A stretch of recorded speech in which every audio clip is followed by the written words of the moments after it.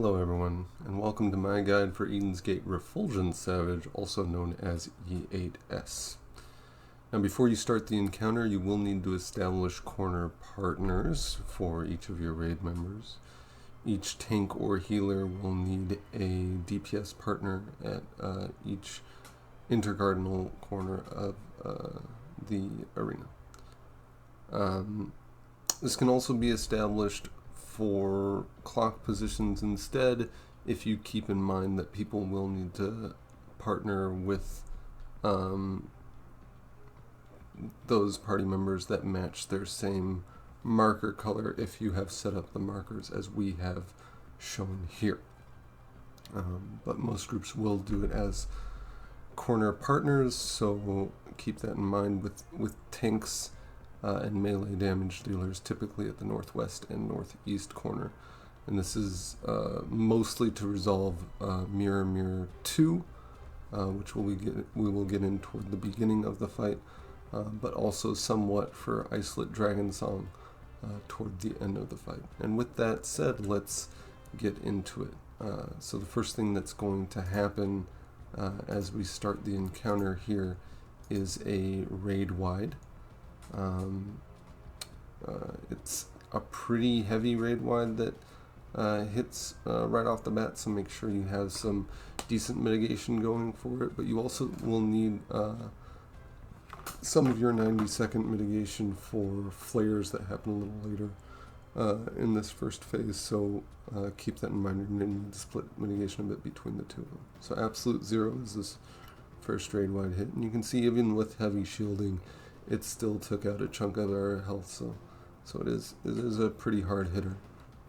The next is going to be Mirror 1.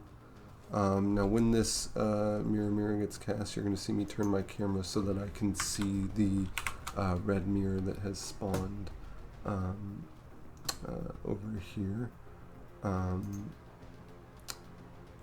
We're looking for that mirror there.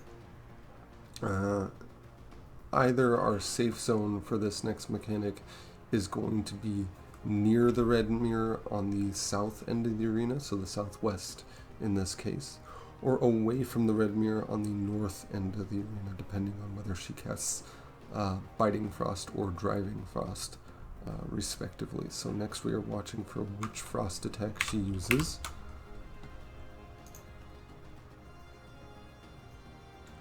So she started casting Biting Frost. Biting Frost is an attack which attacks a 270-degree cone in front of the boss. So she's going to hit everything along this line here and out along the edge of the arena all the way through this line here. So our safe zone is behind her there. And because we know that we need to be toward the red mirror if behind her, if toward the south end of the map, we know that we're running out kind of toward the 4 marker here, so we're running in that direction.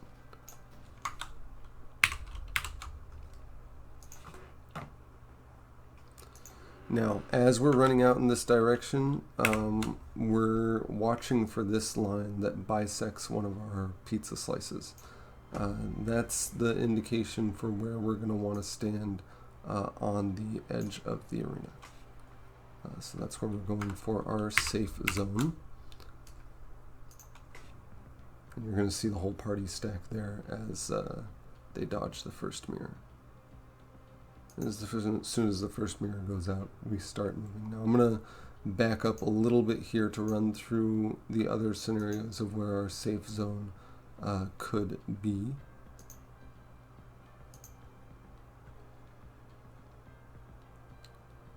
So again, mirror is going out, and I'm watching for where the red mirror spawns. So let's pretend for a second that the red mirror did spawn on the east side of the arena. Let's pretend that's the red mirror there. If that were the red mirror, again, it's either south toward the red mirror, so 3 in that case, or north away from the red mirror, so 1 in that case, if this were the red mirror. But because it is the west side that the red mirror spawns on, we know that we're either running out toward the 4 marker or the 2 marker, because it's either south toward the red mirror or north away from it. If it were Driving Frost that she were to cast here, so as she goes to start casting here, if this were Driving Frost, we would know that she's casting a cone AoE behind her, in which case north of her would be safe. So in that case we would be running toward the 2 here, out away from the red mirror, north of her. So Driving Frost you run north, Biting Frost you run south. Driving Frost you are away from the red mirror, and Biting Frost you are toward the red mirror. So that's the 4 different scenarios and what you need to keep in mind there as you are dodging this. And again, we are using that center of the pizza slice to indicate where we're running to.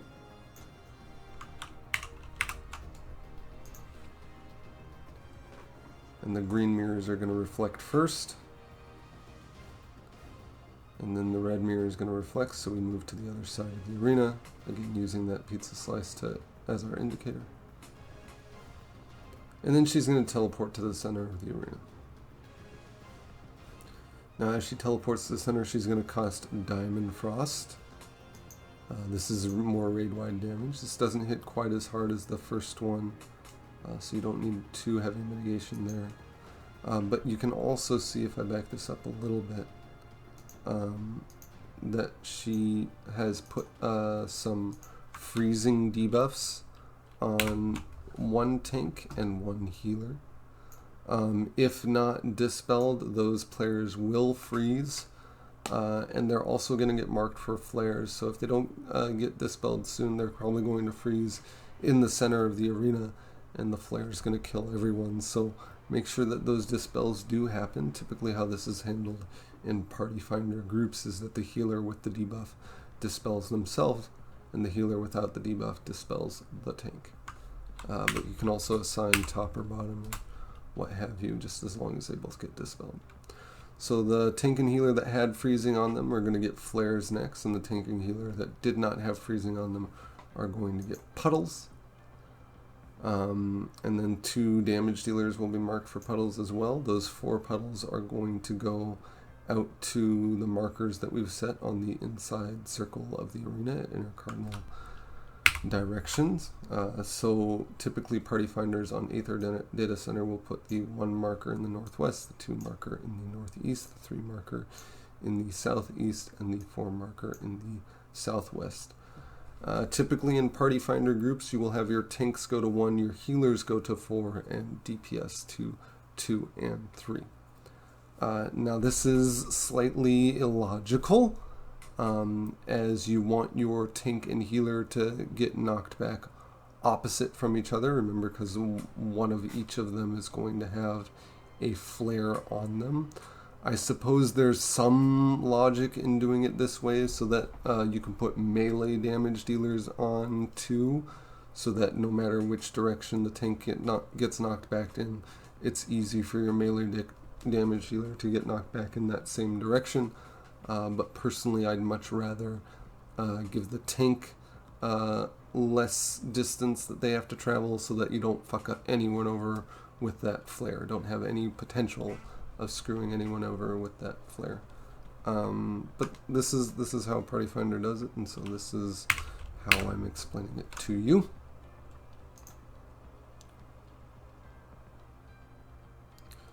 So the flares do need to get knocked back in opposite directions, and I'm going to back up a little bit to go over that a little bit.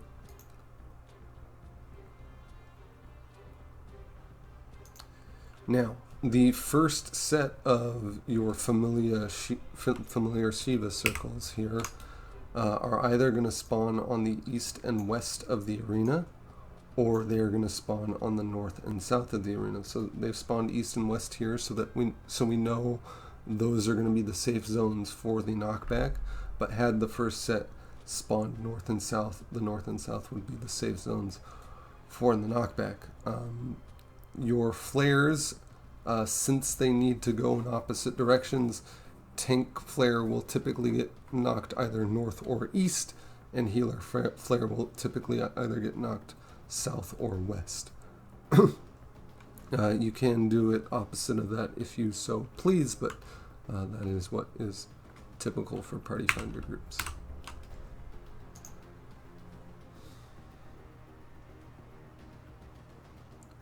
So we get knocked back, the puddles go out. You'll see the puddle, where the puddles dropped, we also have star AoEs.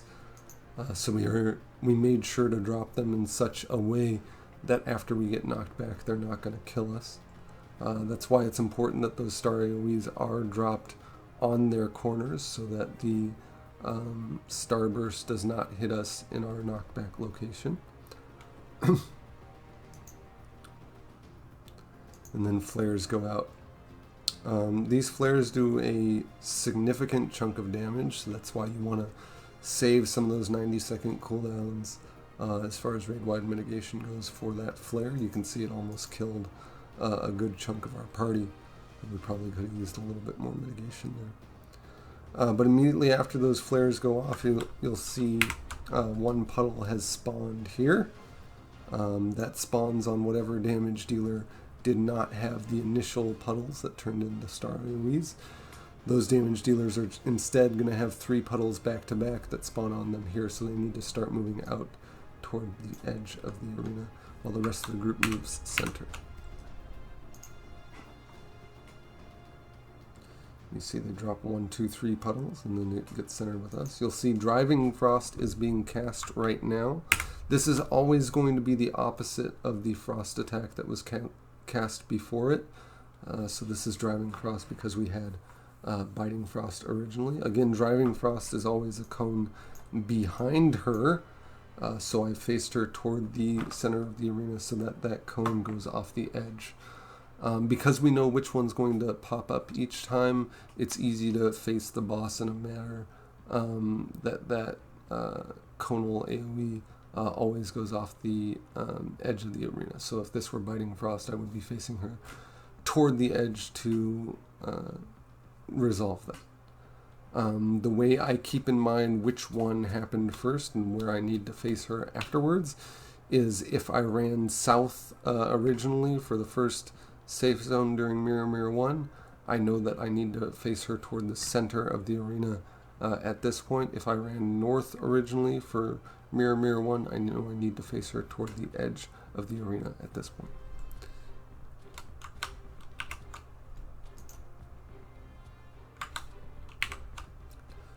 So the frost attack goes off, and then there's a tank buster called Double Slap. Now this Double Slap hits pretty friggin' hard. Almost all the time you're going to invuln this first Double Slap.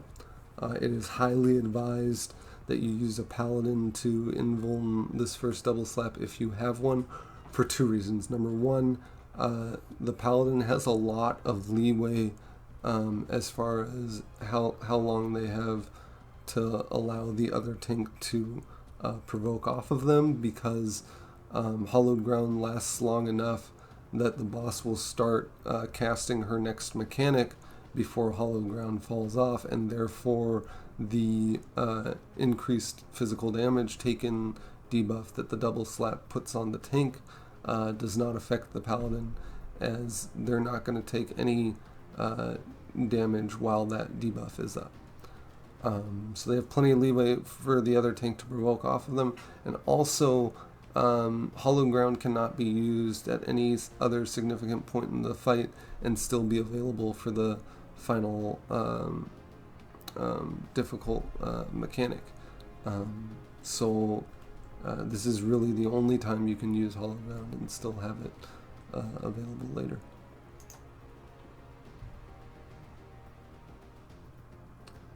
So the other tank provoked off of me. I'm going to get behind the boss. Next thing she's going to do is a gaze attack, her shining armor.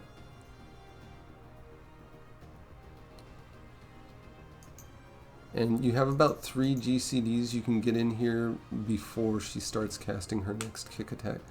Now one thing that I can note here is that the boss's position is static at this point. She's not going to move from the time that she starts casting Shining Armor until after she's finished her kick attack.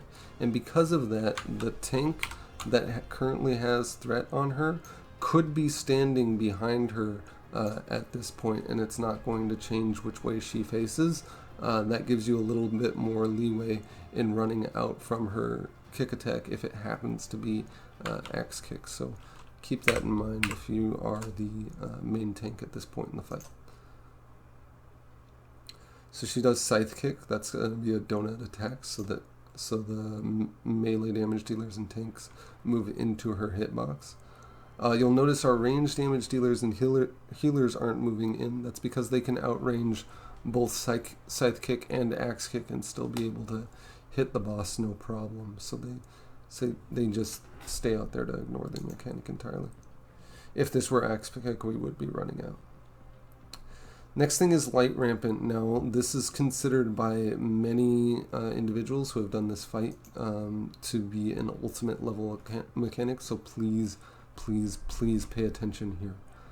I'm going to explain 3 different ways of resolving this mechanic, the first of which is the Ilya strategy.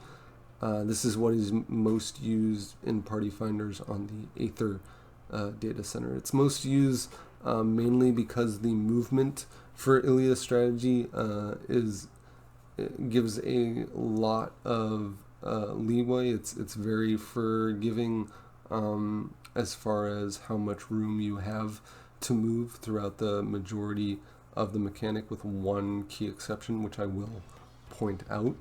There's a lot more lenient movement-wise than the other 2 strategies that I'm going to show to you.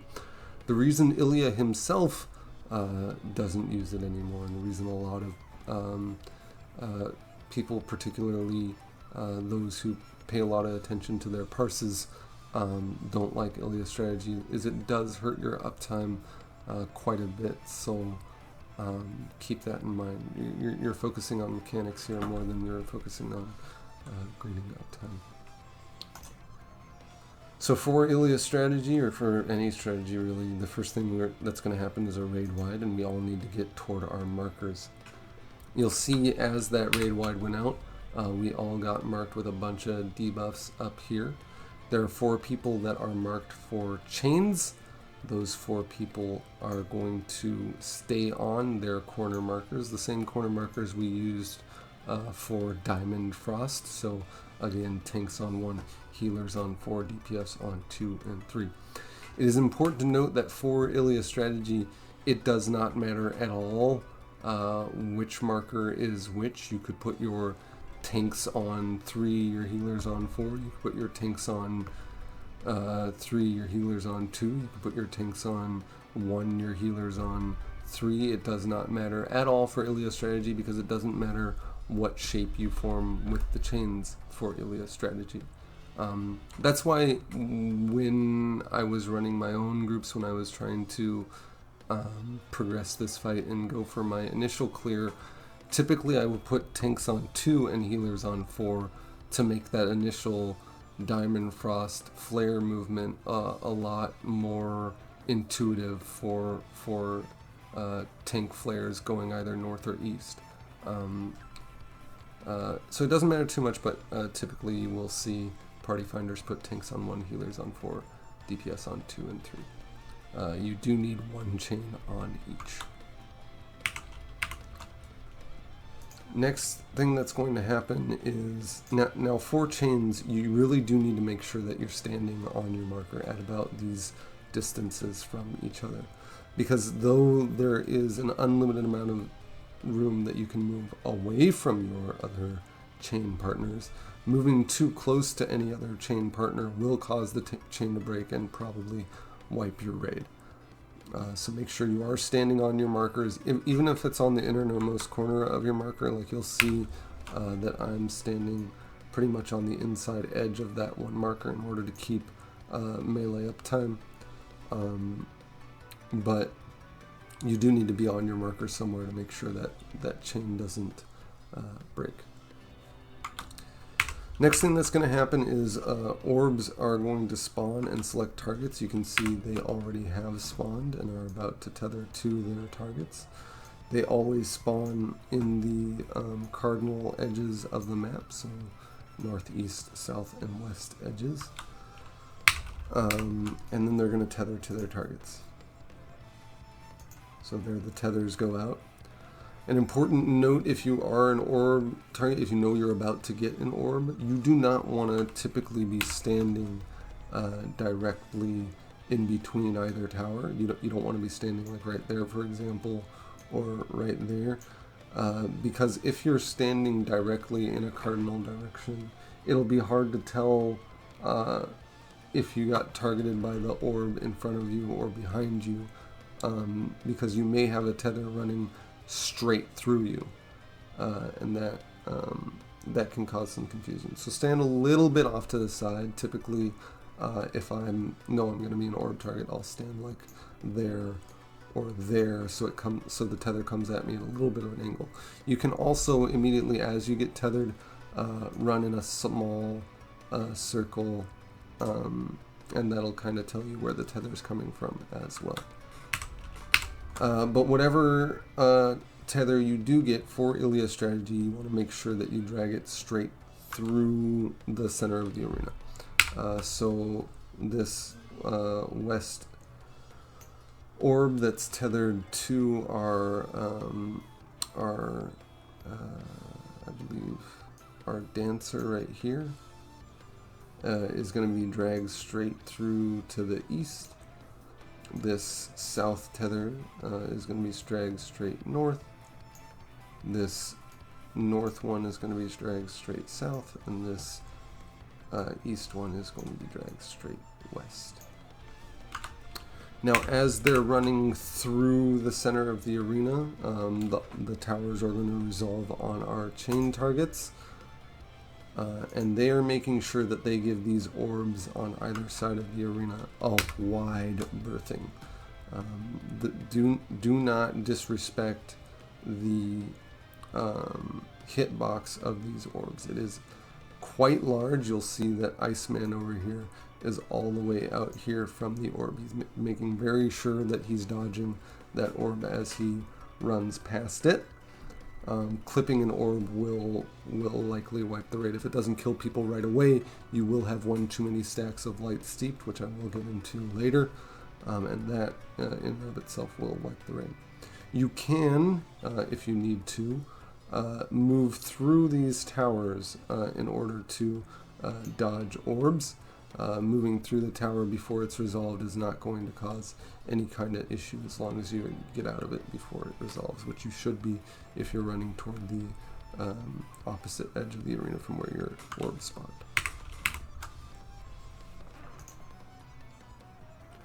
So they get to the opposite edge and the cones go out. Now these cones are based on proximity.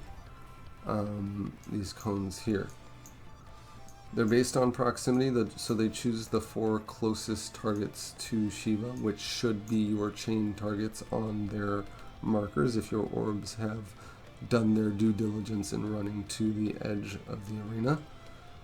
But that's also why it's extremely important as soon as you notice which orb you're tethered to run to the opposite edge of the arena as fast as possible. Use your sprint there if you need to. So as soon as those cones go out, the orb tethers are going to the north and south tower. The north and south tower each need 2 targets in order to resolve them, so it's going to be for Ilya strategy, the 4 orb tethered targets. And this is the one point in the Ilya strategy where movement is very tight. Now, your goal for your orb, for the orb itself, for the orb's pathing, is to have it move directly into the center of the arena, so it moves from its edge into the center of the arena, and then directly north or south. You want the orb to make a bit of a 90-degree turn there, in order to go directly in the center and then directly north or south. In order to accomplish that, you can do so one of two ways if you're one of the east or west orb that is rotating to get into the tower. The east or west orb rotates clockwise in order to get into its tower, so the east orb that ended up west after dragging through the center is going to rotate clockwise into the north tower, and the west orb that ended up east after dragging through the center is going to rotate clockwise into the south tower. Now, if you are that person that is rotating clockwise, either you can start at your furthest edge and immediately start rotating around the outermost edge of the arena to arrive in your tower just before it goes off, or if you want to be closer to get melee uptime or what have you after the cones go out. So let's say you start here. You want to delay your movement a little bit. Just sit there for a second before moving so that you arrive in the tower once again just before it resolves. Now, when you're in this tower, specifically for Ilia strategy, when you are in this tower, you are looking for this outermost bar here. This bar indicates that there is at least one party member in the tower. There's another bar on the inner edge of it here that will indicate when a second party member is in there. But you're looking for this outer edge bar because that's what you want to be standing on in order to both resolve the tower and not have your orb hit you. So the person who started near the tower is going to be on the left portion of that bar, and the person who's rotating into the tower is going to be on the right portion of that bar in order to be toward the outermost edge of the tower. Some people will tell you that moving into the tower too quickly will cause your orb to move too quickly and then will cause your orb to kill you. That's not the case at all. The orb moves at a static speed, at a static rate. The position you are standing in the tower is fairly static, and because it moves at a static speed, and the position you're standing in is fairly static, the distance it has to travel to you is also fairly static. There is no way that you can make the orb move toward you faster than it already is. It's a static speed. The only thing that moving into the tower too quickly will cause is it will potentially cause you to clip one of your chain partners. Okay, so let's say that you were the east orb here, right? You dragged it through the center, you moved over here, you ended up here. Well, your orb, as you get to that other edge and as the cones go out, is about here, right? It's moved about that far toward the center. If you immediately whip into this tower, right? As soon as the cones go out, you immediately whip into this tower. Your orb has maybe moved like a centimeter by the time you get to that tower, if you move into there too quickly. And now it's going from that point directly to you in your tower. Where's it going to cross to get to you? It's going to cross right across the marker here, right? Like if it were here before it moved to you, it's going to cross right across there. And you're potentially clipping your chain partner. That's why you want to wait before going into the tower. Not because you make your orb move quicker, but because you're wanting your orb to move further into the center before it comes to you. Does that make sense? I hope that helped. In any case, it is the orb targets for Ilia strategy that are resolving here. And you can see that our orb targets on the north tower were roughly on the edges of that bar in order to not get hit by their orb as they're resolving that tower. And you can also see as it's resolved, as the tower is finishing here, this tether is really short, right? There's not a lot of leeway there. So you really need to make sure you're as far toward that outside edge as possible. And as soon as it resolves, you move immediately out of there. You see them just book it. Now, after those towers resolve, the chains also disappear. You can see there's no longer any chain on me. And because the chains have disappeared and the chain targets are free to move closer to each other, you want them to collapse in a bit. So again, we're using this center line of the pizza slice as our guide. So we want to collapse in a bit toward that center line in order to bait these cones, and I will fast forward a little bit there. You can see lemon moved in a little bit as well. In order to bait the cones that are about to come out toward the east and west sides of the arena to give the orb targets more room to breathe north and south. And we're going to see those cones go off in a second here. Now, one thing I want to point out with those cones is that they overlap a bit.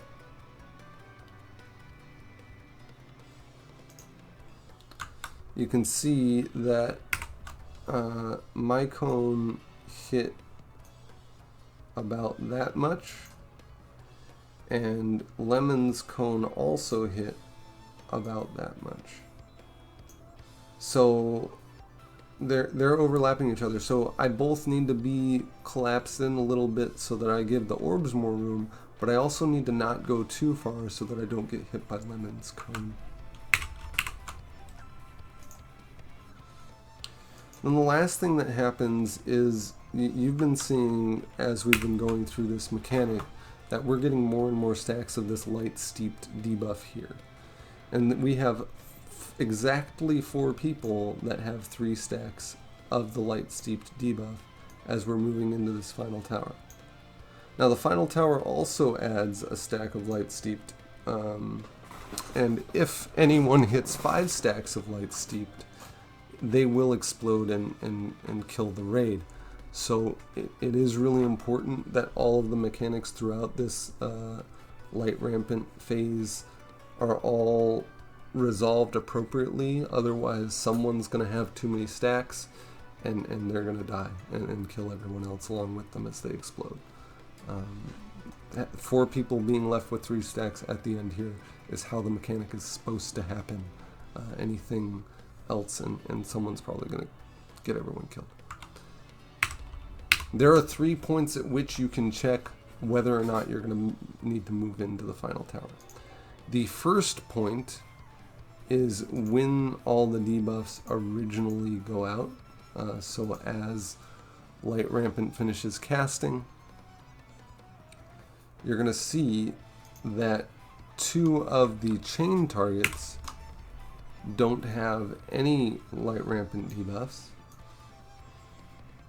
and 2 of the orb targets only have 1 stack of light steeped. Okay? Those 4 people are going to need to move into the final tower at the end of the mechanic. The second point at which you can check for whether or not you're going to need to do final tower is immediately as second towers go off. So as those second towers go off, if you have 2 stacks at this point, you're either going to take 1 more stack from the orb that you're absorbing, or you're going to take 1 more stack from the cone that you take as a chain target. So you can see there are 4 people that have 2 stacks at that point. And they're going to need to be the ones that move in at the end. And then, of course, the final point to check whether or not you're going to need to be final tower is right at the end here after we've taken the final cones and orbs. There are 4 people with 3 stacks at that point, and they're going to need to be the ones to resolve the final tower.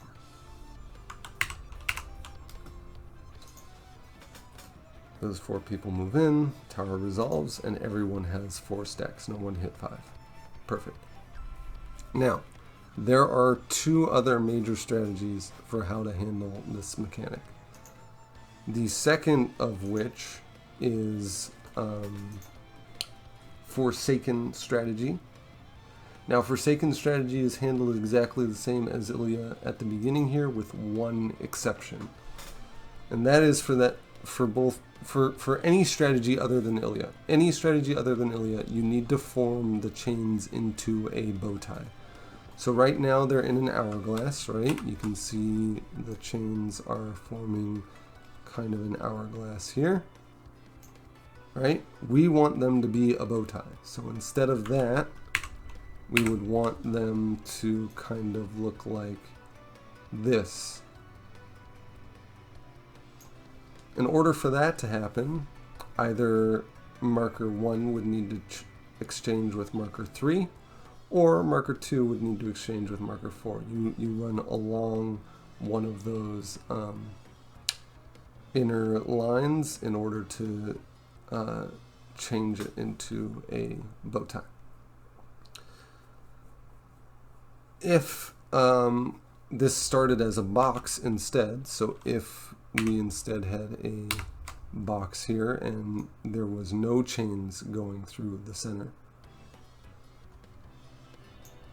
then you would need your sides to switch. So either tank and healer would swap, so 1 and 4, or the 2 DPS would swap, 2 and 3, in order to form a bow tie in that case.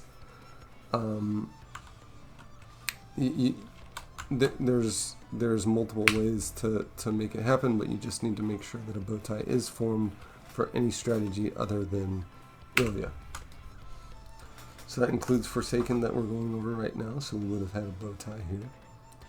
But the first part of it is the same. So orbs run straight through the center of the arena, they get to their sides, cones go out on the chain targets, chains also resolve the first tower. This is where Forsaken changes. So for Forsaken, no one does any rotation. All the orbs stay in the direction that they ran to. The north and south orbs help to soak the target, while the east and west orbs stay out. The west chain target, or you could do east chain target, either way, but typically it's the west chain targets, so I would be one of them, would move from their marker into the tower in order to resolve the second tower. So you have one chain target and one orb target in both the north and south tower, and then the other chains and orbs stay out.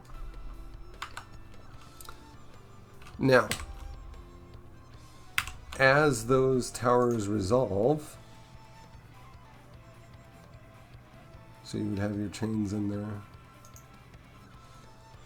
As those towers resolve, the chain targets here, the west chain targets would make sure that they move a little bit outward to make sure that the east and west orb are more toward the center. After they've popped their orb, they move into the center. And then the chain targets on the east stay in as well. So you would have one cone that goes directly west, and you would have 3 cones that go east here on Forsaken strategy. Because there's 3 cones on the east side, it is extremely important that the east orb, the orb that ended up east, make sure they stay as close to center as possible in order to not get clipped by the cones on either side of them. So 1 cone west, 3 cones east, you pop your orbs after that, and then the final tower is the same, 3 targets. Targets with 3 stacks on them move into the final tower. The final strategy we're going to go over is Aether strategy. Now for Aether, once again you need to form the bow tie at the beginning here, and then when orb targets get chosen, they're going to make sure that they stand on the inside of the arena. They're going to stand on each edge of like the ninja star here, on the side that their orb spawned on. So the west orb would be standing there, the north orb would be standing there, etc. After the initial cones hit them, because the cones are going to hit orb targets in this case rather than chain targets, because the orbs are closer in than the chains. After the initial cones hit them, for Aetori strategy, you are moving forward and to the right in order to get to one of the markers on the inner circle. So the west orb would end up at the southeast marker, the south orb would end up at the northeast marker, etc. After you make that movement, the second towers are going to be resolved by the chain targets who have formed into a bow tie chain. And after you've moved out to your marker as an orb target, if you're on either of the west markers, you would move out to the west to absorb your orb. If you're either of the east markers, you would move out to the east to absorb your orb.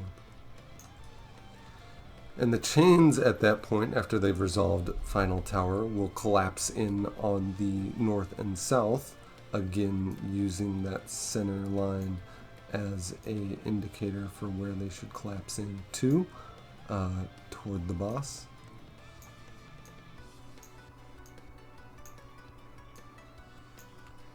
In order to bait the cones north and south, so there's more room east and west for the orbs to soak.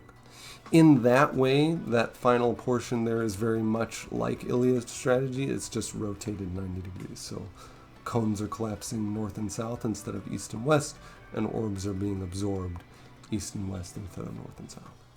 Very, very similar to Ilya. Now, Shearing Gun and Xenos are very similar to Aetori in that orbs are still taking the first cone, with chains taking the first and second towers and the second set of cones.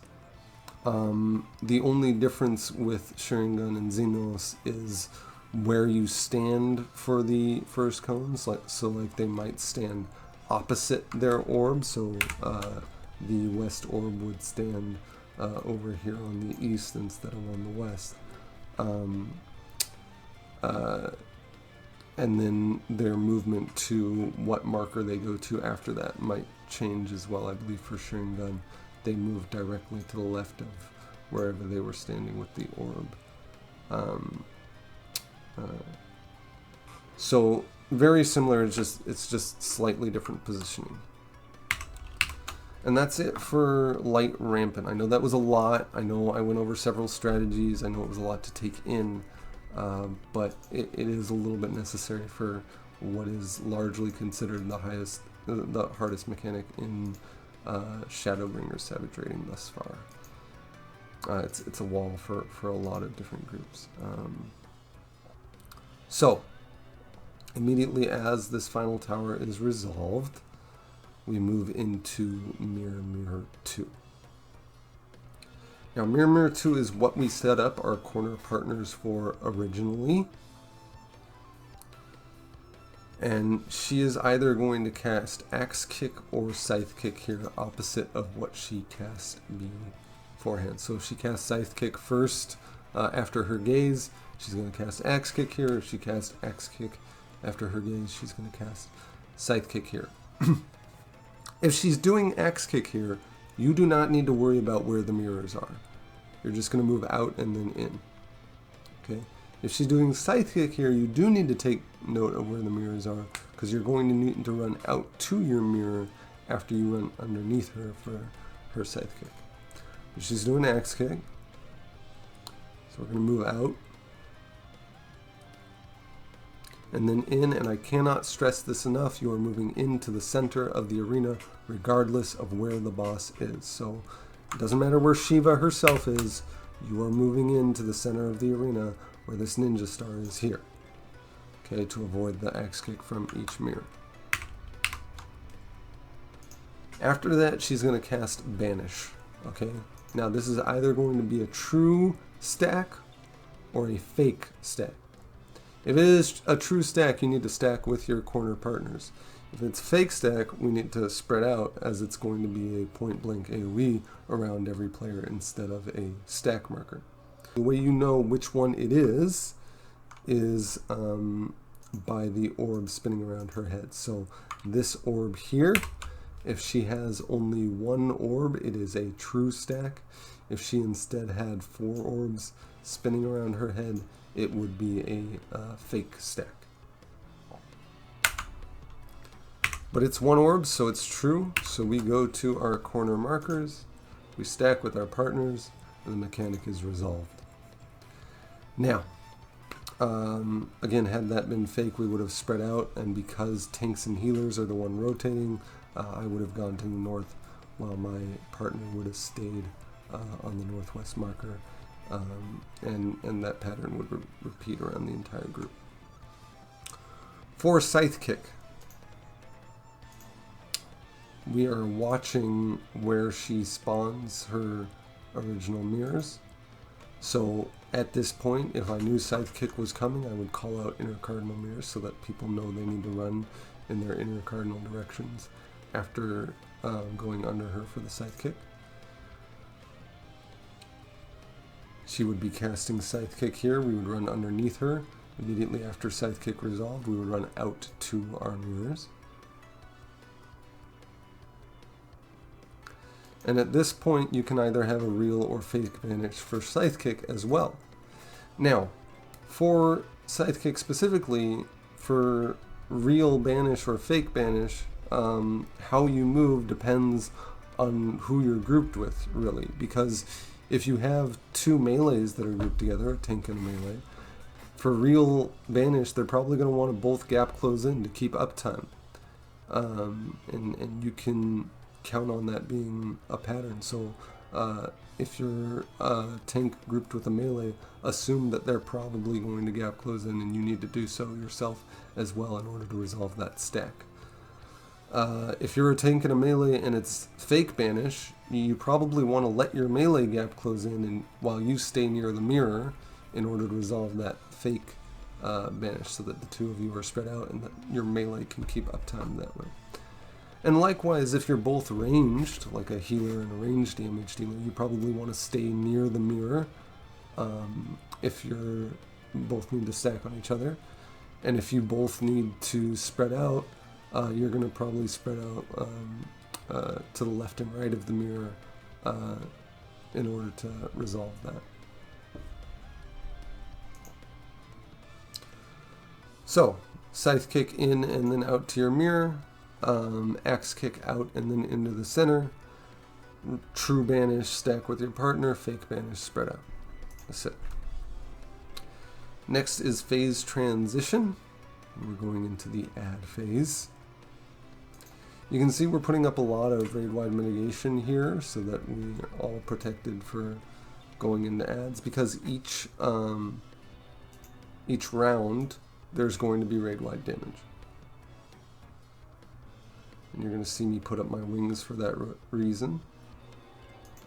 Now, adds are resolved differently on west side and east side because they spawn in a different order. But some things that are static between both sides is every round there will be more raid-wide damage that does significant damage to your entire party.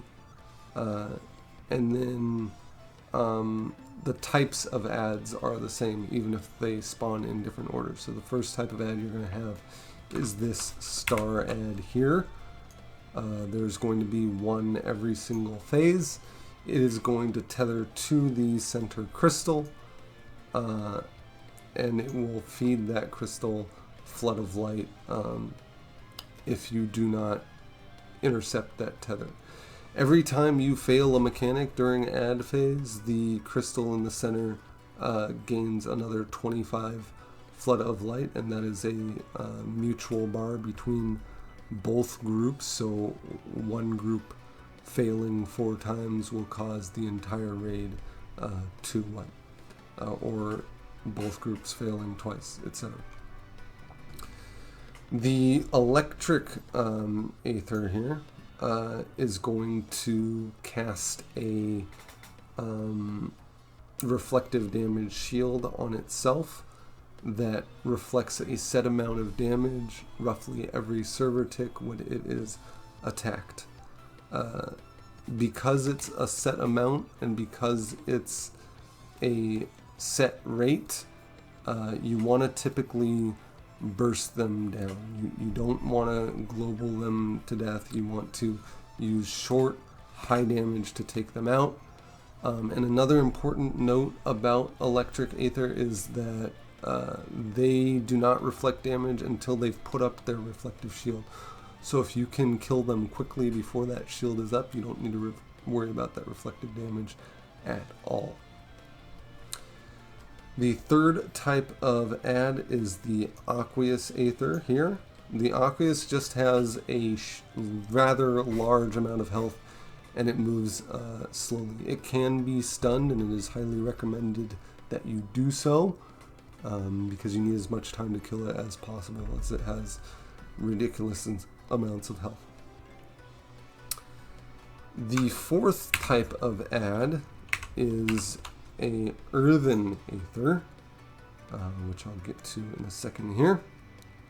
There it is. So this Earthen Aether here will try to put up a stone skin, and that needs to be interrupted. Now, the order that they spawn in is different on east and west side. On the west side, the first round is 1 Aqueous and 2 Electrics. The second round is 1 Earthen. The third round is another Aqueous and another Earthen. And the fourth round is a final 2 Electrics. On the east side, the first round is 1 Aqueous and 1 Earthen. The second round is 2 Electrics.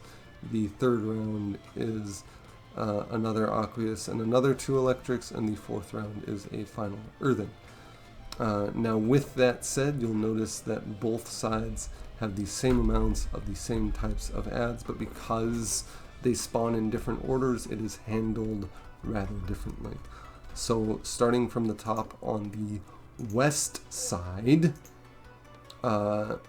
with your first Aqueous, you want to make sure that it's stunned right away. You want to stunned as soon as it starts moving. Do not waste a stun when it hasn't started moving yet, because you're not really saving anything there.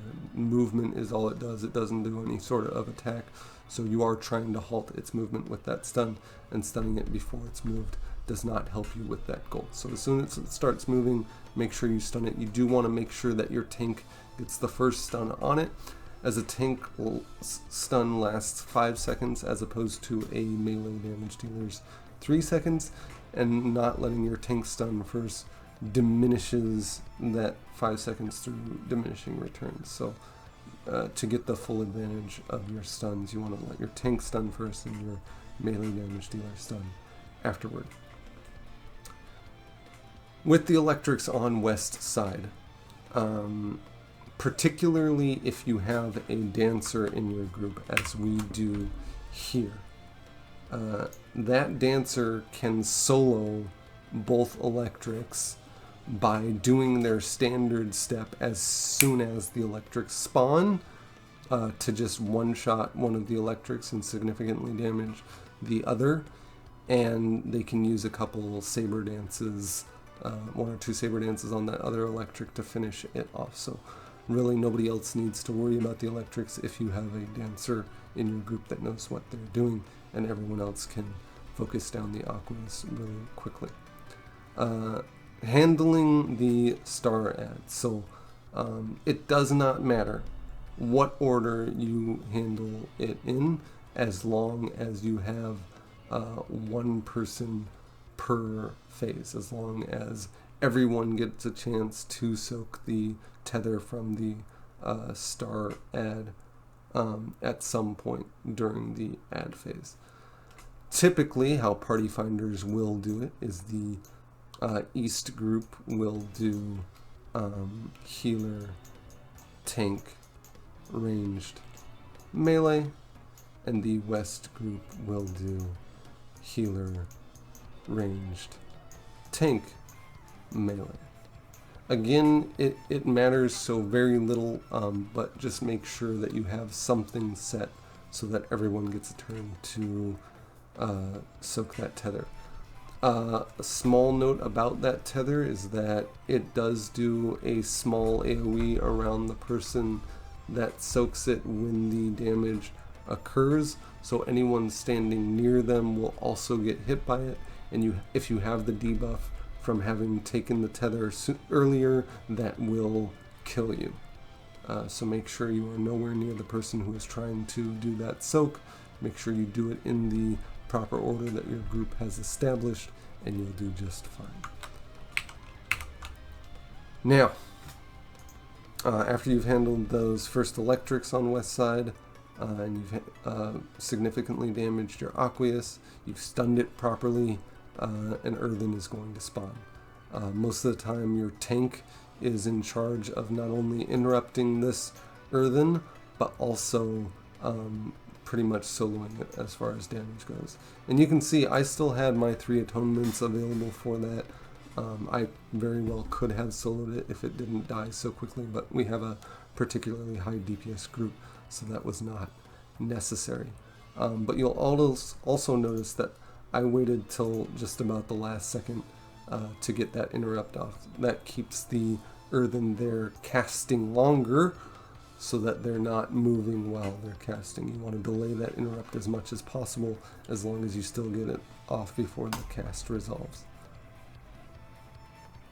Next thing that's going to spawn is an Aqueous and an earthen.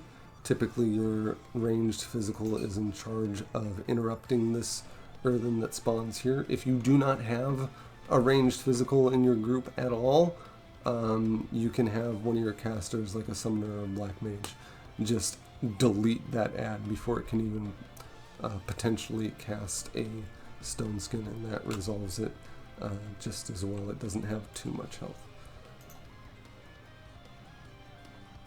So your tank goes and soaks the tether after that. What I do personally, since I'm a paladin, I'll put up my Requiem scat so I can keep casting Holy Spirits on the Aqueous while I'm soaking my tether.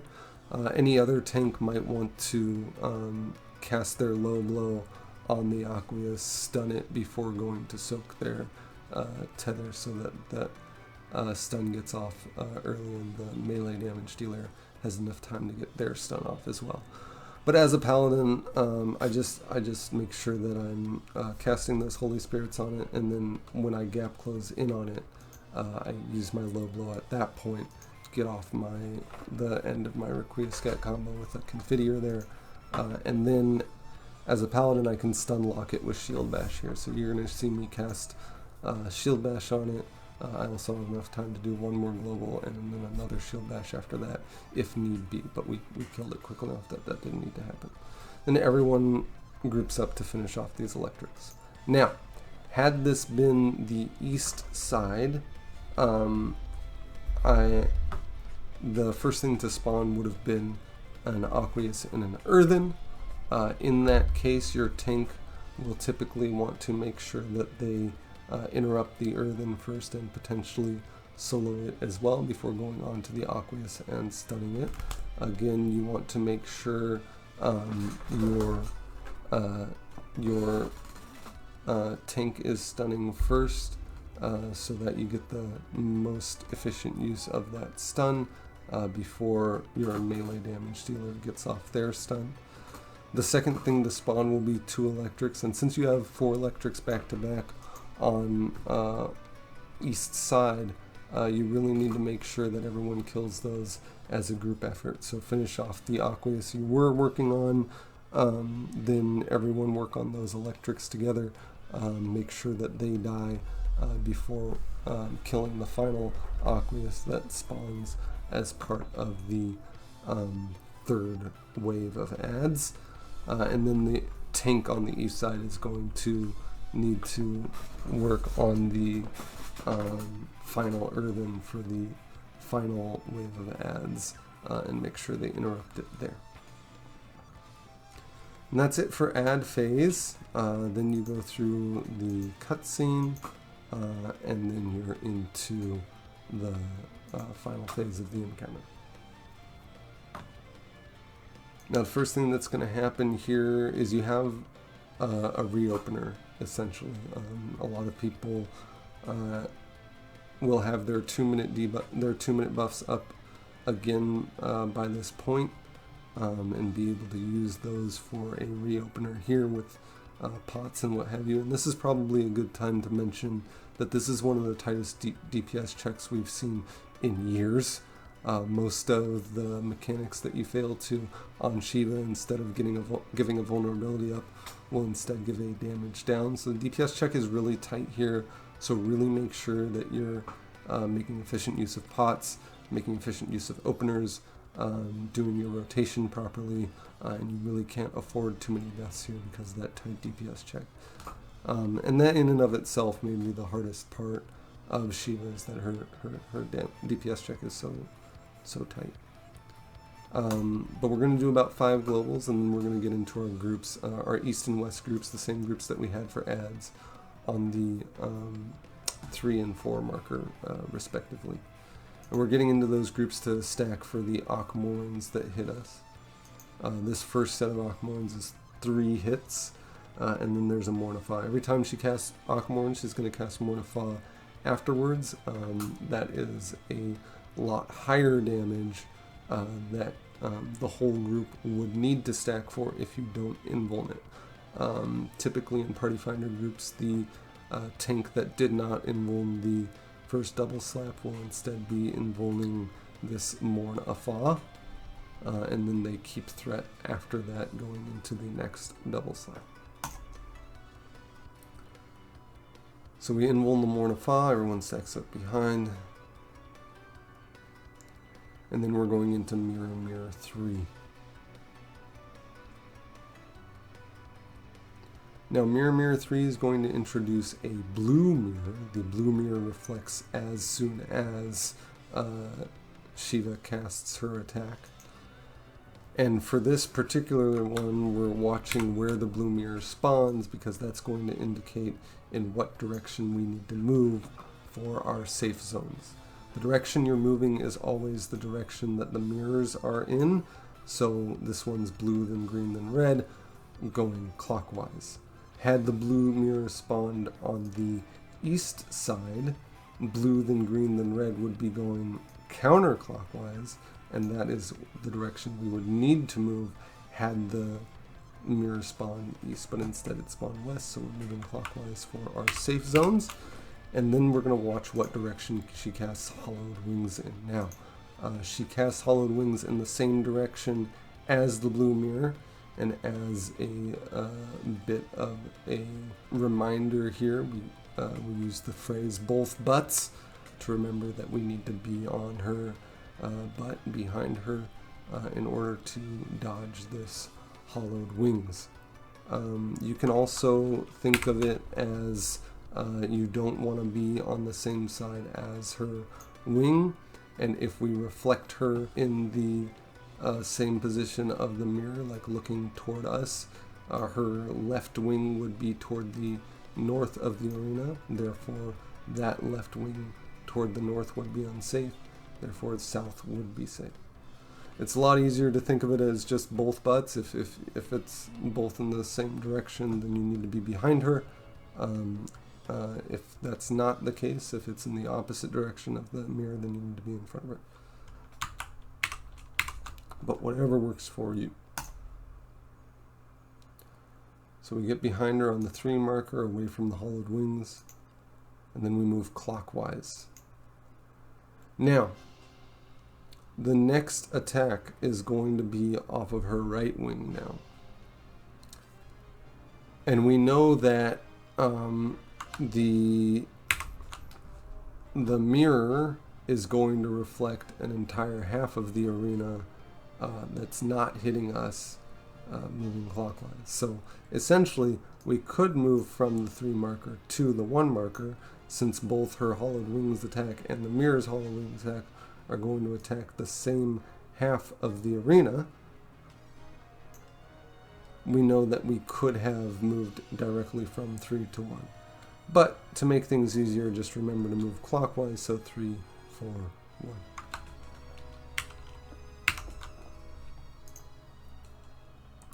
We move to 4, and then 1, and then that's it. That's the whole mechanic. That is Mirror Mirror 3. Now we're moving into Worm's Lament 1. And in Worm's Lament 1, you need to watch your debuff timer. So if you are a tank or a healer, you are going to have a timer of on your debuff of either 13 seconds, 22 seconds, 30 seconds, or 38 seconds. So that's the first one to cleanse, the second one, the third one, and the fourth one. Or you're going to, if you're a damage dealer, a DPS, you're going to have a timer on you of either 20 seconds, 28 seconds, 36 seconds, or 44 seconds. And that again is the first, second, third, or fourth blue debuff to cleanse in it. And we'll show you that in a second.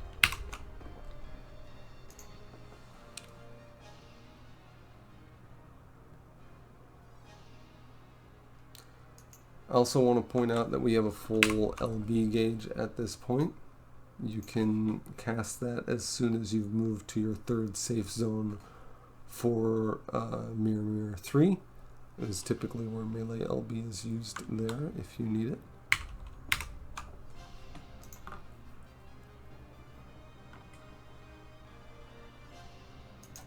And you can see all of our tanks and healers were marked with red.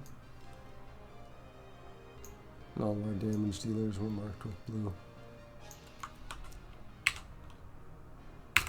And really, because you can't really afford too many deaths on this fight, and a raid-wide death is pretty much a wipe anyway, it is highly advised that you just use that for melee LB, because very rarely is healer LB gonna save you enough to clear through in range. If you're progging, absolutely save it for healer LB, but if you're going for that kill, really, I highly recommend using that for melee LB.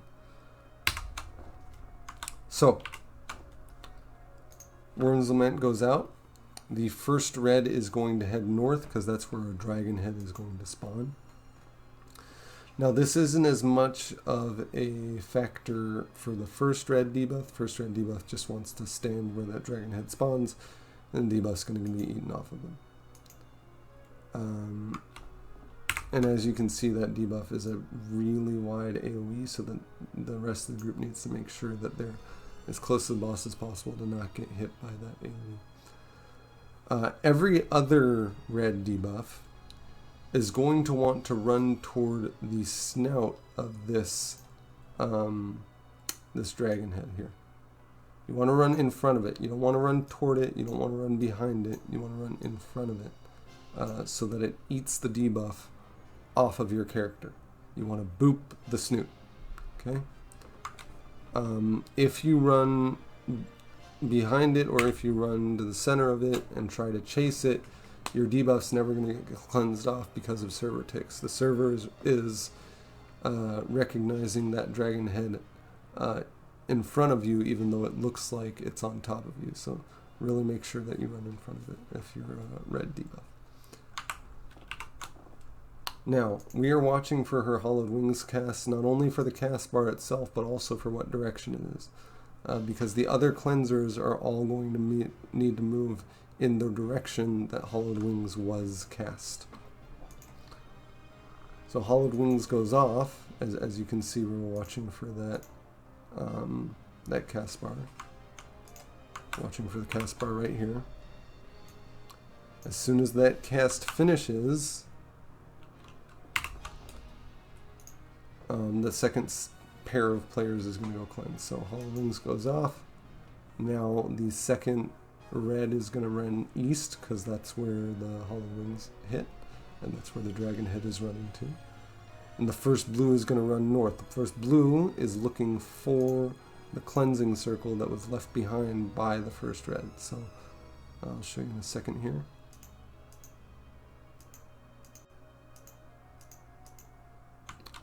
You're looking for this cleansing circle right here. That was left behind by the first red cleanse, and that's what the blue is using in order to cleanse their debuff off.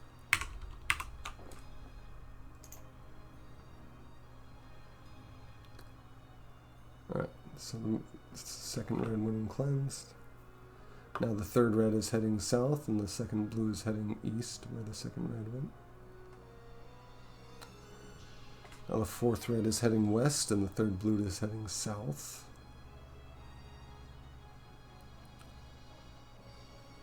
And finally, the fourth blue is heading west. After that, everyone needs to stay still for the thin ice. If you move at all, you're going to slide off the edge of the arena, so don't move. And she's casting either Twin Silence or Twin Stillness here.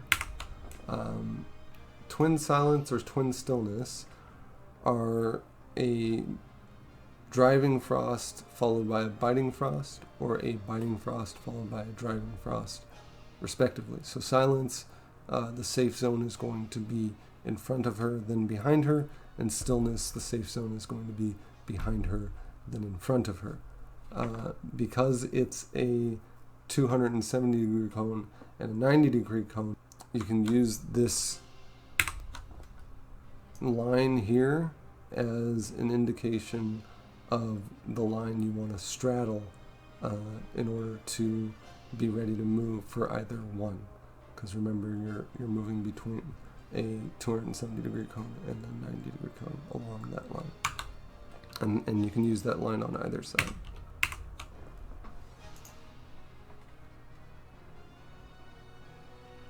So Silence, so we went in front of her, then behind her. Again, Stillness would have been the opposite of that. And now we have another double slap. This needs heavy mitigation on the tank that is taking this double slap. You can see that our warrior got my intervention, as well as their own vengeance and what have you. And then that double slap's going to hit them pretty hard. You cannot invuln this one though, or it won't be available for the Worm's Lament 2 later. You also can't use all of your personal mitigation on this one, because you're going to need some of it up for the next mirror, which I'll get into in a second here.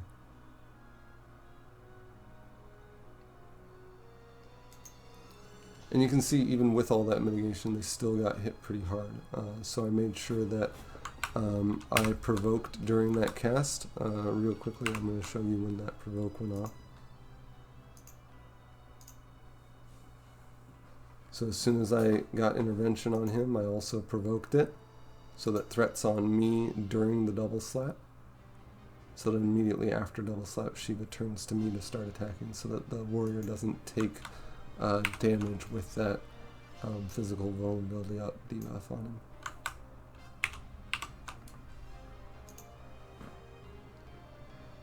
Now as soon as she starts casting this ability here, where she says, "Come to me, Refulgence," everyone needs to make sure that they're stacked behind Shiva.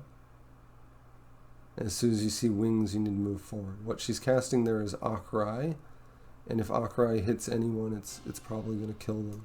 It marks its position based on where everyone was standing when her wings spawned, which is why as soon as we see those wings spawn, we move in front of her. Now for this a.k.a here, you really can move anywhere outside of that position directly behind her and be safe, because it's not going to hit again. And we have just DPS uptime after that for a little while before the next mirror. But later in the fight, you will definitely want to make sure you move from behind her to in front of her, from the south end to the north end of the map. So this is going to be knockback mirrors. First thing we need to do here is get behind the boss. And because of the strategy we're using, as we get behind the boss, we're making sure that we're getting into our east and west groups as well, with the tanks on the outermost edge of each group. And you can see I'm located here, my group is located here, the other group is located there, and the other tank has actually gone into the center. They didn't need to do that, but there is a reason that they're doing that I'll get into it in a second. You can have the other tank either positioned on the outside of their group or in the center right there. We'll get to that in a second. First, I want to mention that Hollowed Wings, first off, you don't want to be in front of her for that, otherwise you'll get knocked back and not be able to get in position later.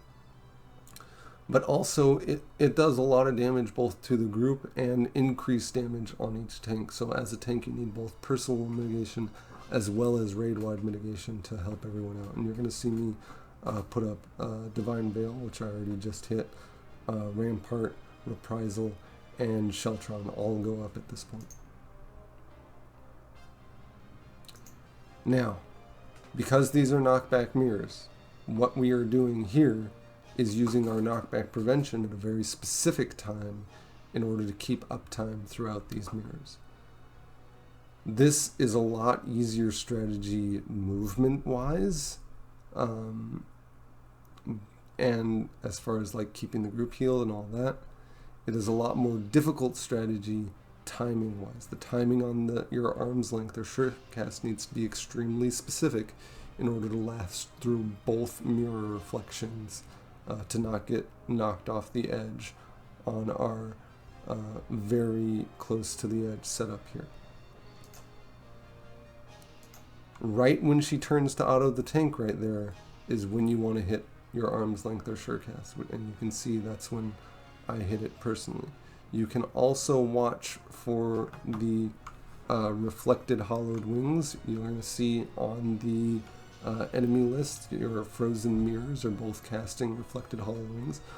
The first one to start casting, as soon as its cast bar reaches the 2 L's in reflected Hollowed Wings, is your other indication of when to pop your knockback prevention. But I find it a lot easier to just watch for when she turns to auto the tank personally, but either way can work. Just make sure that your timing is exact on that. Even if it means missing a global, even if it means delaying your mitigation or what have you, make sure that your knockback prevention timing is perfect there. So as soon as it hits, you can see even with all my mitigation, I still took just as much damage as some of the rest of my group. So it does hit the tank pretty hard there.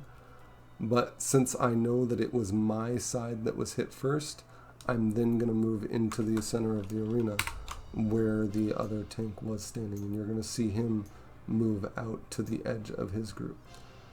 This is because the mirror hits the first 5 targets that it hits with the most damage, with the first target that it hits based on proximity to the mirror taking the most damage of everyone. And it places a debuff on the first 4 targets that it hits. Well, if our tank was not to move into the center after the first reflection, then the 5th target to get hit would be someone that had a debuff from the first mirror cast, and they would take increased damage and likely die. So while it's not as important for a tank to, while you don't need to watch the mirrors to know which tank should be in the center first, you can just have both tanks on each edge for that first hit, since no one has any debuff up at that point. You do very much need to make sure that one of your tanks moves into the center. The tank that got hit first moves into the center for the second hit of the reflected Hollowed Wings. And you're going to see me do that now. And I put up Sheltron to defend from that second hit. And you can see it hit me for half my damage, even with Rampart, and Sheltron up, it still hit me for half my health. So that definitely would have killed any of our other party members with the debuff that if they were not a tank.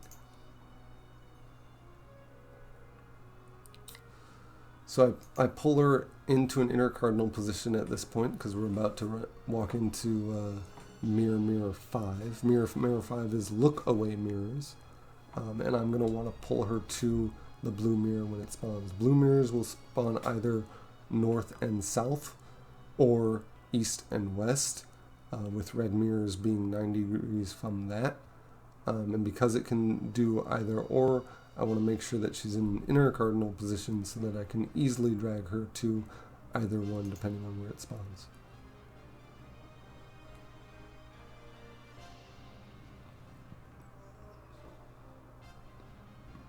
And as it spawns, I can see blue mirror was west side. So I pull her to that and I make sure she's faced toward it. And this is gaze mirrors, so we need to look away. So again, the blue mirror reflects as soon as she does the cast, so you need to make sure that we're faced away from both her and the blue mirror here.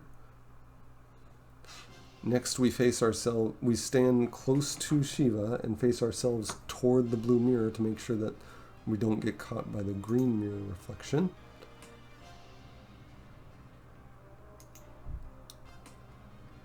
And then, as she's casting Holy, the red mirrors are also going to reflect. Now, we are watching for whether this is true or fake Holy as we're going into this, as we're watching our green mirrors as well.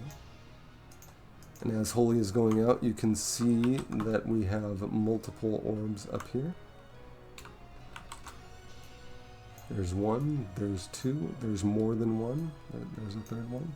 We do know that it's fake from that, and because the Holy in the center is fake, we know it's instead going to be around the outside edge of the arena, which means we need to run center to be safe from it.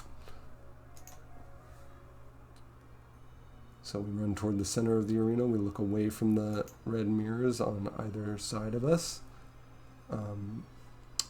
You can run all the way through the center and look away from Shiva, or you can run near the center and look toward her. I advise being a little more toward her and looking toward her so that you can keep attacking while also looking away from the red mirrors.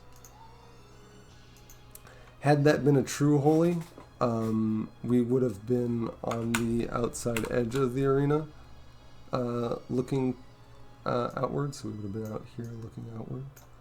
If you're a tank, you can feasibly survive on the boss's ass looking out toward the edge. You just need to make sure you're as close to the center of her hitbox as possible to mitigate that damage as much as possible. But only do that if you're a tank.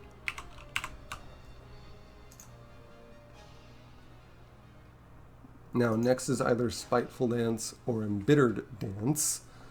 Those are a Axe Kick followed by Scythe Kick, or Scythe Kick followed by Axe Kick, respectively. Remember that your range damage dealers and healers can outrange both mechanics, but your melee damage dealers and tanks will need to keep in mind which one's which so that they dodge both appropriately.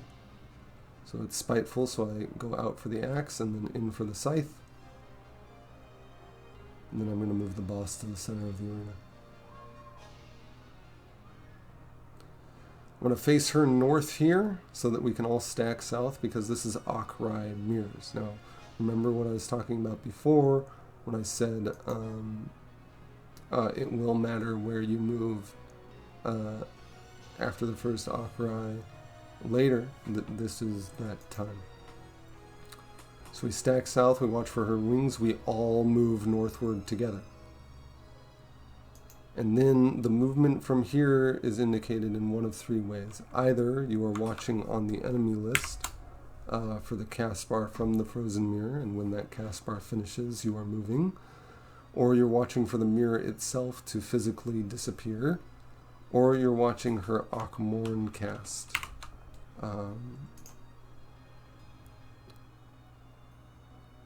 So as soon as you see that cast hit halfway, you can start moving at exactly halfway through the cast. And we are again going to get into our east and west groups on our 3 and 4 markers respectively. This Akmorn hits 4 times. After it hits 4 times, everyone wants to stack up for that Morn Afa.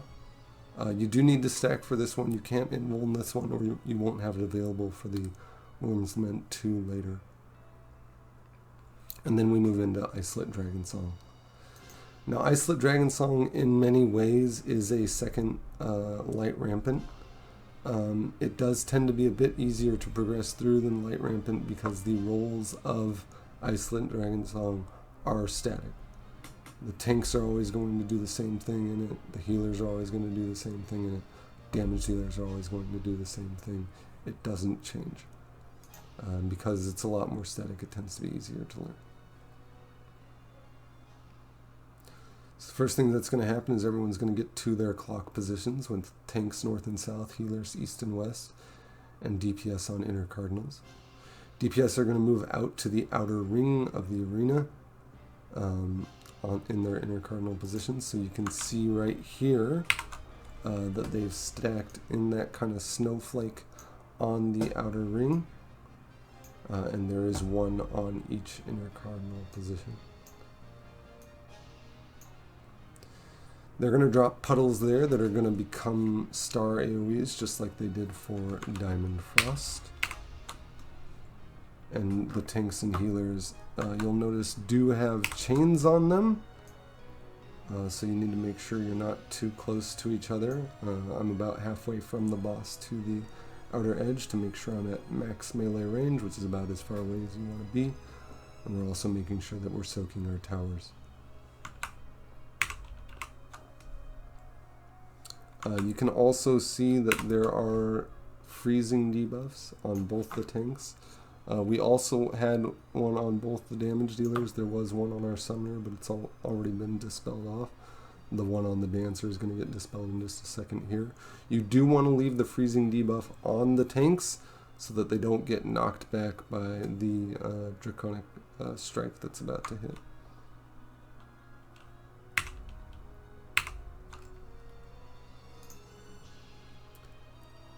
So the damage dealers move in for the knockback. And the healers get knocked back as well to their respective towers. Those are single towers that the healers need to resolve. After that knockback happens, the tanks need to move in immediately as they become unfrozen. There is no leeway for time there. You need to move immediately as you become unfrozen because this next tower resolves almost instantly. And she's casting Banish here. This can be a real or fake Banish. Because we see multiple orbs, we know it's fake, so we know the tanks need to spread out. You need to throw the kitchen sink at this Banish as a tank. You're going to see I put up Sentinel, Rampart, and Sheltron for it, and it still takes out more than half of my health with all of that mitigation up. So I move out, I take the Banish, it still hits me for over 91,000 damage with all that mitigation. So respect the mechanic there, make sure you mitigate it properly. I will mention one more thing about the freezing debuff here.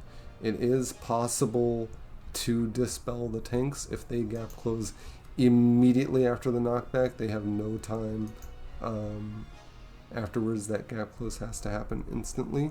But to be a lot more on the safe side, just keep the tanks frozen and have them move directly into the tower after they unfreeze. Watch the Banish, mitigate appropriately for it. And you'll also notice that our DPSers that just got knocked back are dropping puddles.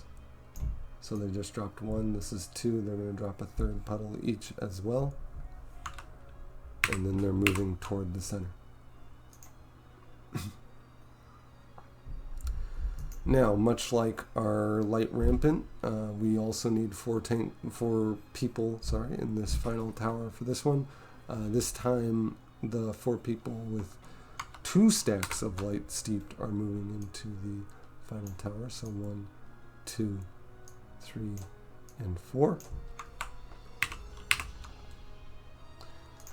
And immediately after that final tower, she's going to cast House of Light.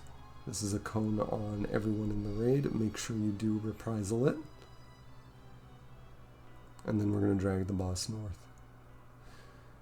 Now, she's going to put the thin ice on the ground, and then the mirror is going to reflect the thin ice. This is a huge window for DPS uptime, so keep that in mind. But as soon as you see her wings pop, we're going to slide across the arena to dodge the Akai there. It is important that you do not move after sliding.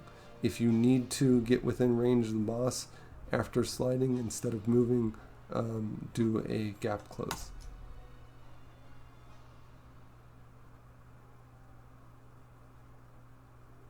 Get the boss in position, and then we're going into Worm's Lament 2.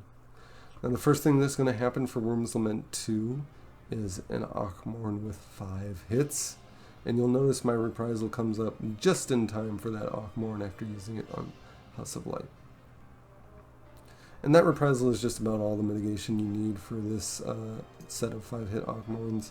You need to save a lot of your mitigation for the 6 and 7-hit Akmorn that's going to happen after that, so keep that in mind. And this time, instead of the tanks and healers having red, the tanks have red, the healers have blue. That's always going to be the case here. And the DPS have a mixture of red and blue, 2 of each. Now because the DPS have a mixture of red and blue, it is possible that both the damage dealers on one side, in your east and west groups respectively, are both the same color. And if you have both the damage dealers on either side as the same color, a swap needs to happen in order to have one each on both sides. You typically want to make that swap after the 5-hit Akmorn, but you can make it just before the 5-hit Akmorn if you prefer. Whatever you do, do not swap during Akmorn. That will get everyone killed. Now, after the 5-hit Akmorn happens, your tanks are going to move out to cleanse their red debuff. Remember that AoE is very large, and this time it's happening on both sides of the arena, so you really need to make sure that the rest of the group collapses in on the boss as those tanks are cleansing.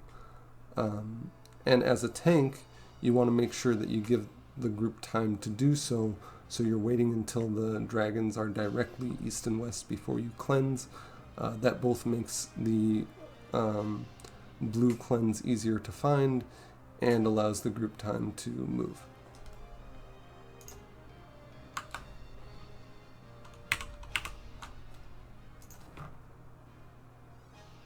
Now, remember that after every Akmorn, she's going to do a Mornifa.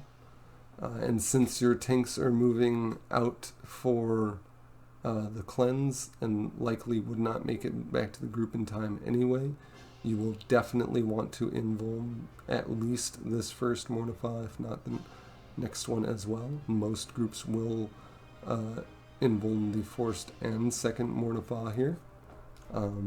And make sure that during this Mornifa cast you are tank swapping so that the next tank can invuln the next Mornifa.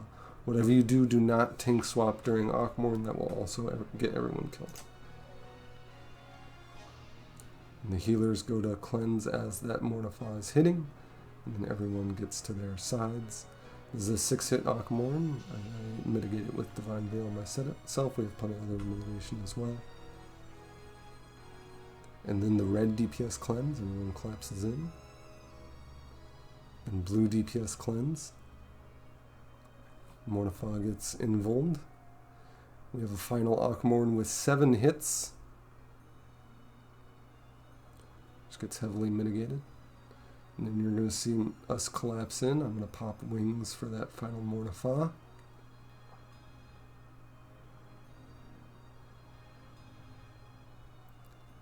And that's roughly the entire fight. The only thing that's going to happen after that is she's going to cast Hollowed Wings, so everyone needs to stand behind her for that. And then she's going to cast a final Mirror 7, which is going to reflect her hollowed wings. And the reflected hollowed wings at the end there is the Enrage. If reflected hollowed wings hits, it will kill everyone. And that's it. That's the whole fight.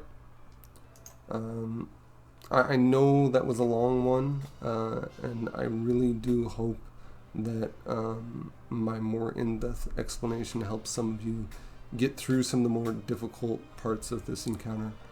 Remember that the DPS check itself is one of the more difficult parts of this entire encounter, so really do make sure you're getting the most out of your damage as much as you can.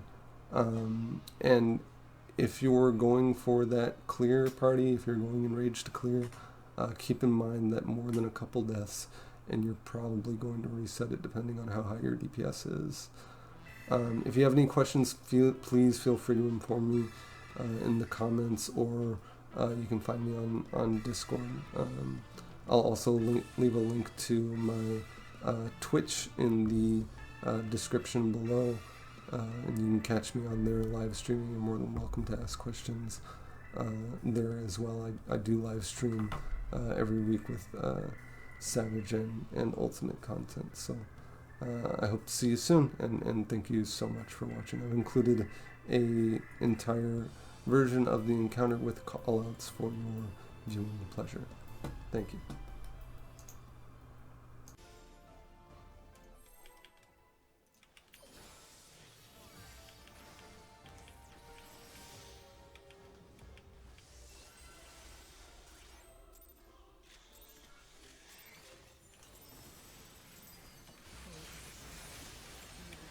Alright. First up, raid 1.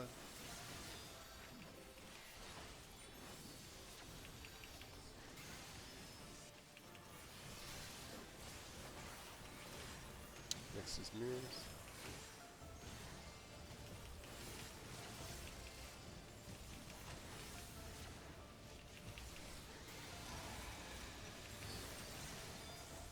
Either 2 or 4. 4.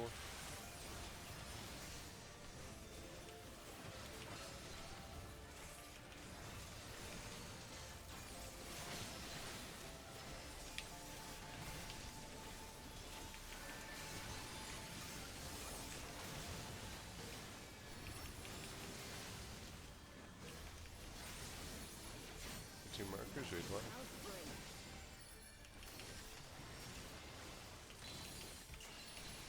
Dispel.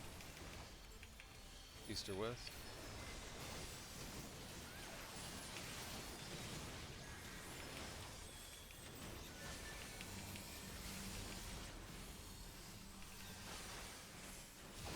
And get to center.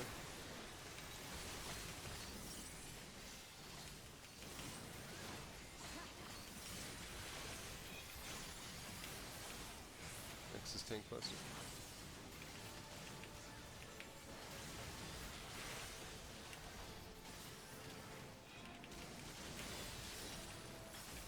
Next is lookalike.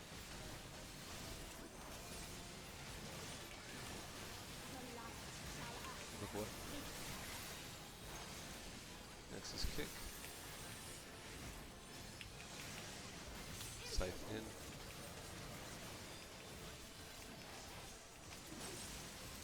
Next is light rampant.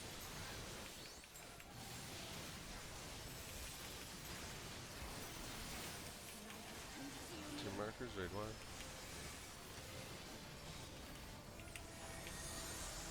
Check for orbs.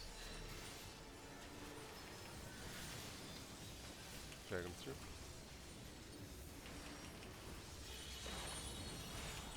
Orbs to towers.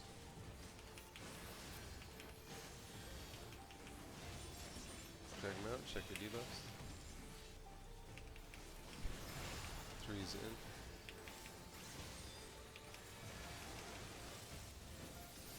That next is going to be axe kick. Axe next.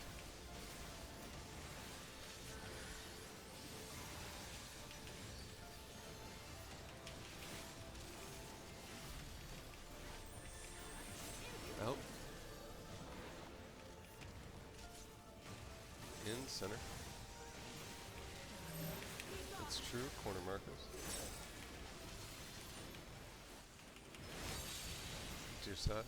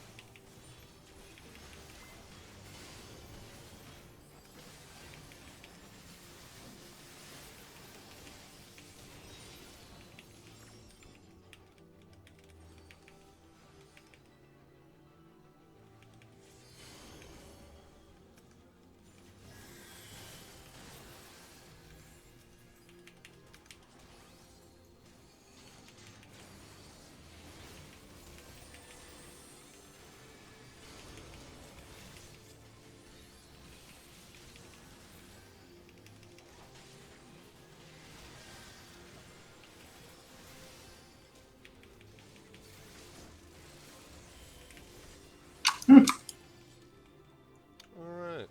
Nice. Yeah, well done.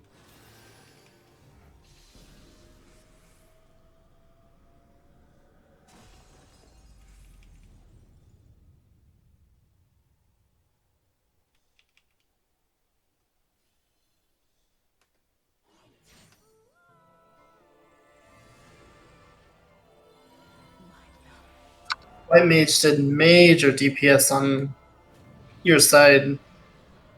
Cool. I've never seen a healer do that much damage on ad phase. Interesting. We are reunited.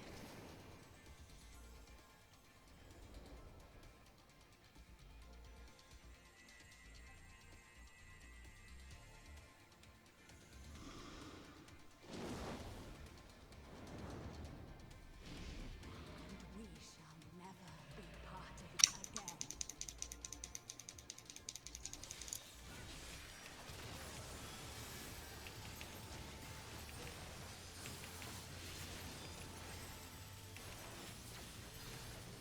Alright, get 2 markers.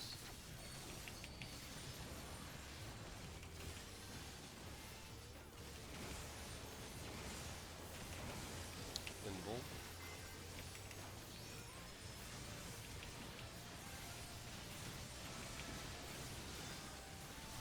X's mirrors.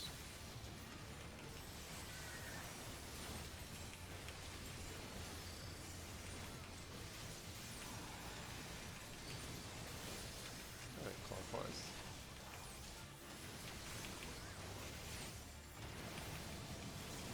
Three. 4.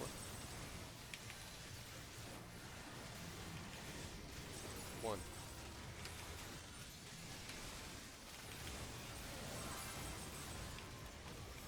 This is Worm's Lament. Check your timers.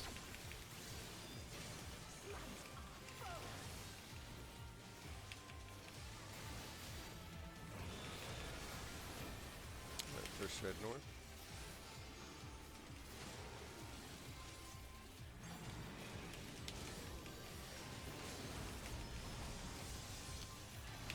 Second red east.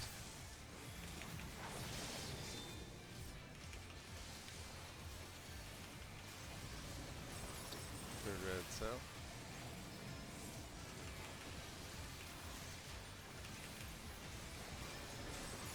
Fourth red west.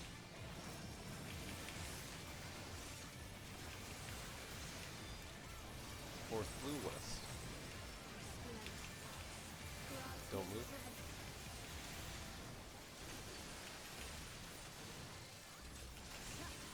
This can be in front, then behind.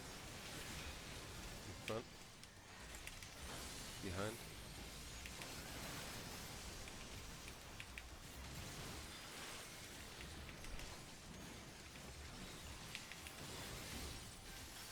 stack behind it.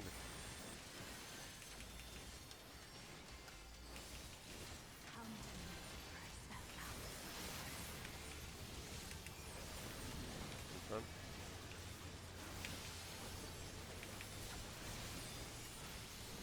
Next is knockback mirrors.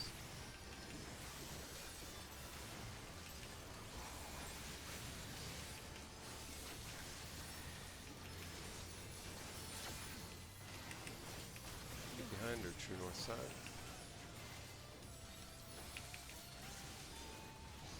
Get ready.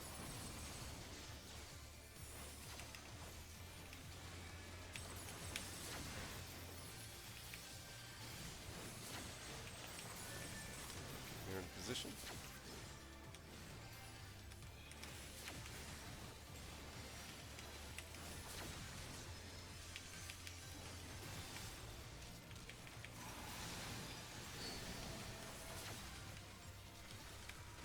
D delta. The light shall usher here. Look toward blue. Fake in.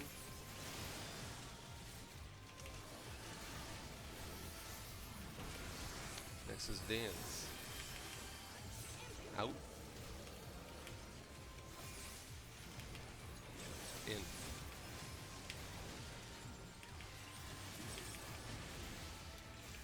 Alright, stack south.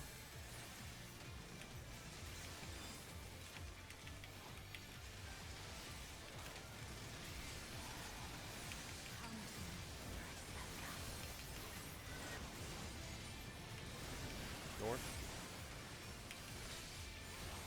Watch for halfway through Akmor.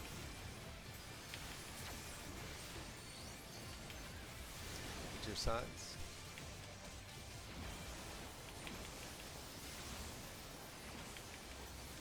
Stack.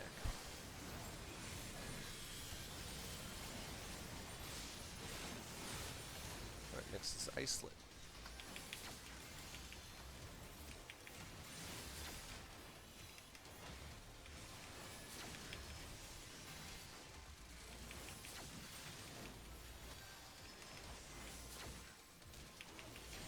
I shall win the Clock new positions, dragon DPS outer ring.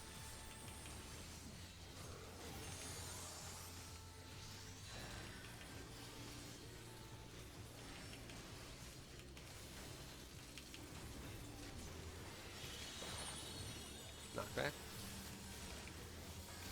Tanks in, watch bench. It's fake. Two's in, two's in.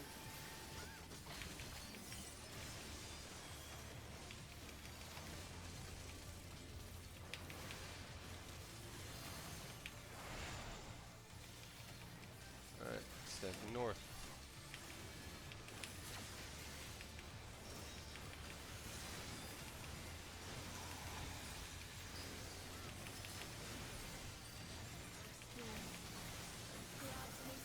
Don't move.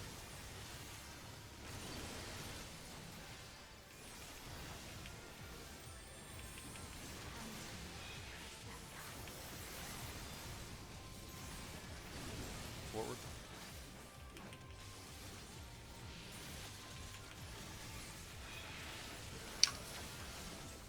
And get to your markers.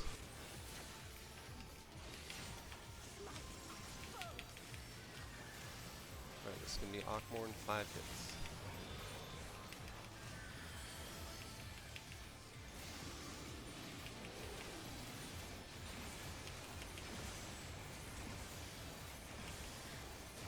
Tanks cleanse, collapsing.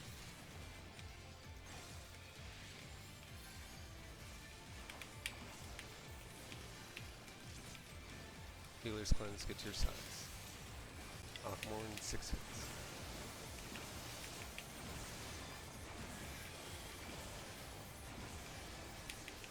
Red DPS cleanse, collapse in.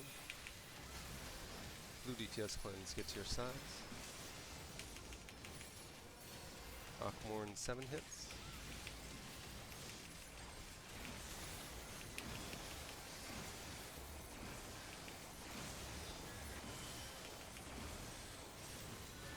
sec.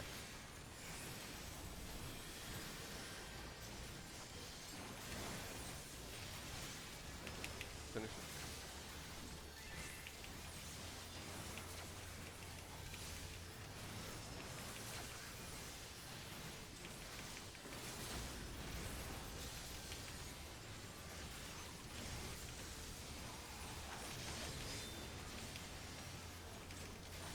Behind.